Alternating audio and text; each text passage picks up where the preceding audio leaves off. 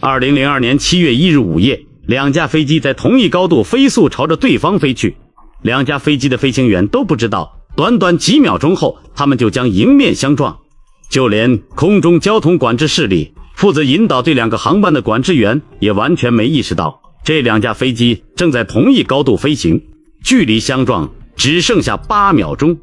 就在这时，飞行员突然看到左侧有一架飞机高速逼近，一时间慌了神，完全不知道该如何是好，因为时间已经来不及了。下一秒，整个飞机被撕裂。这场碰撞成为航空史上最震惊世界的惨剧之一。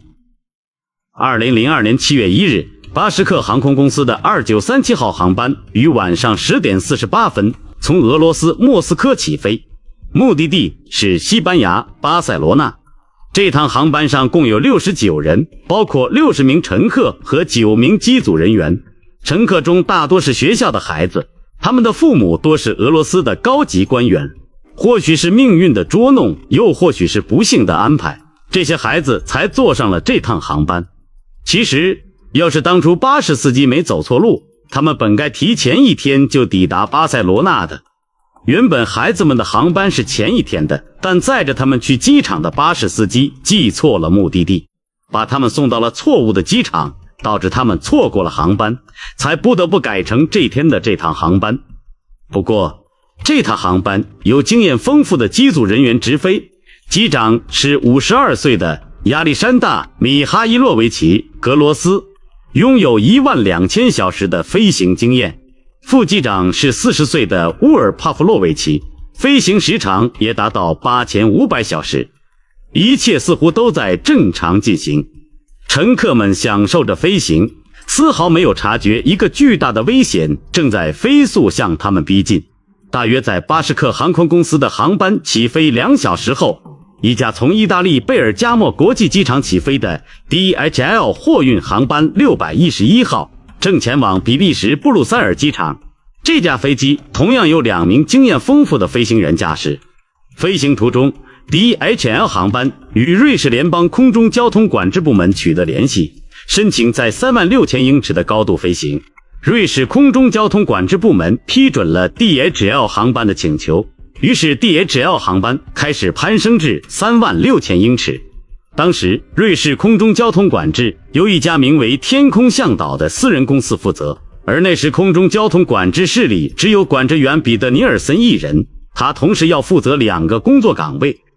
就在 DHL 航班抵达36000英尺高度时，早已在这一高度飞行的巴什克航空公司航班也与空中交通管制室取得联系，向管制员尼尔森报告了自己的位置。尼尔森确认收到了信息，但由于工作负荷过大，他没能注意到这2架航班正处于同一高度，并且在飞速向对方靠近。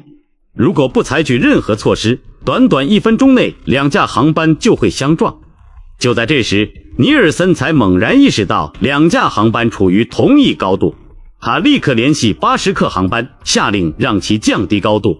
然而，在他发出指令之前，2架航班上的空中交通防撞系统 Legion Cons 已经启动，开始向飞行员发出警告。空中交通防撞系统是一种先进技术，用于防止2架飞机在空中相撞。其工作原理是，当飞机飞行时，该系统会持续扫描周围的空域。当2架飞机处于同一高度时，双方的防撞系统会相互通信，自动向一架飞机发出爬升指令，向另一架发出下降指令，这样2架飞机就能一上一下的安全错过，避免事故发生。当时 DHL 航班和巴什克航班正高速相向而行，防撞系统指令巴什克航班爬升， DHL 航班下降。DHL 航班的飞行员立即遵照防撞系统的指令开始降低飞行高度，这本该立刻告知空中交通管制室的尼尔森，但由于尼尔森当时正忙于和巴什克航班沟通， DHL 航班的飞行员没能联系上他。另一边，巴什克航班的防撞系统指令飞行员爬升，可空中交通管制室的尼尔森却命令巴什克航班的飞行员降低高度。此时，巴什克航班的机长面临着两难选择，是听从防撞系统的指令，还是服从尼尔森的命令。由于当时防撞系统还是一项新技术，在这种情况下，是否该信任它是个很难做的决定。最终，巴什克航班的飞行员选择忽视防撞系统的警告，相信空中交通管制室的尼尔森，开始降低飞行高度。然而，尼尔森和巴什克航班的机长都不知道， DHL 航班的飞行员已经遵照防撞系统的指令，开始降低飞行高度了。现在两架飞机都在降低高度，如果两位机长都听从防撞系统的指令，或许这场碰撞就能避免。可现在两架飞机又处于同一高度了。更糟的是，尼尔森还犯了一个错误。当巴什克航班的机长询问 DHL 飞机的航向时，尼尔森告诉他 DHL 航班会从他的右侧经过，但实际上 DHL 飞机正从左侧飞来。巴什克航班的飞行员直到最后一刻都以为 DHL 航班会出现在右侧。距离相撞只剩8秒时，巴什克航班的飞行员突然看到 DHL 飞机从左侧飞来，一时间不知所措。他们这时才想起防撞系统早就发出过爬升指令，于是赶紧开始拉升飞机，但一切都太晚了。DHL 航班的飞行员也看到了巴什克航班，可此时已无力回天，局面彻底失控。晚上11点35分，在距离地面3489英尺的高度，两架飞机以90度角相撞。DHL 飞机的垂直尾翼穿透了巴什克航班的机身，导致巴什克航班的机身断裂，残骸散落至数公里范围内。而 DHL 飞机由于尾翼断裂开始失控下坠，飞行员拼尽全力想要控制飞机，却无济于事，因为没有尾翼根本无法操控飞机。相撞后， DHL 飞机又坚持飞行了大约7公里，但飞行员清楚飞机即将面临和巴什克航班同样的命运，很快便坠毁在了地面。这起事故极其惨烈，两架飞机上无一人幸存。那些本应提前1天抵达巴塞罗那的孩子们就这样直接坠入了死亡的深渊。或许你以为这起空难的故事到这里就结束了，但其实还有转折。这起惨烈的事故本是可以避免的，可那天的种种情况交织在一起，注定了两架飞机要相撞。其实那天空中交通管制室里不止尼尔森一位管制员，还有另一位同事和他一起值班，但由于是夜间，那位同事去另一个房间睡觉了，这显然违反了天空向导公司的规定。如果当时另一位管制员没有睡觉，或许就能避免这场事故。不巧的是，当天主雷达正在进行维护，尼尔森只能依靠备用雷达系统监控空域。如果那天没有进行维护，或许就不会有这场碰撞，因为正是由于维护，机场的地面光学防撞预警系统当天处于关闭状态。要是这个系统没有关闭，它会在碰撞前2分半钟就向尼尔森发出警告，让他有足够的时间做出决策，避免事故发生。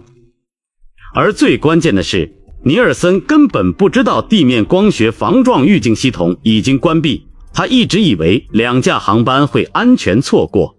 这起事故让尼尔森陷入了抑郁，需要接受治疗。天空向导公司起初将事故责任推到俄罗斯飞行员身上，但后来承认是公司的失误导致了事故，并向遇难者家属进行了赔偿。故事到这里又有了新的发展。试想一下，一个男人正焦急地等待着乘坐巴什克航班归来的妻子和2个孩子，却突然得知全家人都在空难中丧生，他该有多痛苦。这个男人是一位俄罗斯建筑师，失去家人后他彻底崩溃了。当天空向导公司提出赔偿时，他反问：你们能让我的家人复活吗？他拒绝接受赔偿，心中燃起了复仇的火焰，决心绝不放过害死自己家人的凶手。他认为彼得·尼尔森就是罪魁祸首。通过公司文件查到了尼尔森的地址，在事故发生将近2年后，这位建筑师来到尼尔森家中，当着尼尔森妻子和3个孩子的面杀害了尼尔森。这场空难是技术失误、管理混乱与人性悲剧的产物。69条鲜活的生命，数个支离破碎的家庭，以及一场迟到的复仇，最终构成了一出无人能挽回的悲剧。它让我们明白，天空虽然辽阔，但容不得一丝疏忽；生命虽然坚韧，却经不起一次判断的偏差。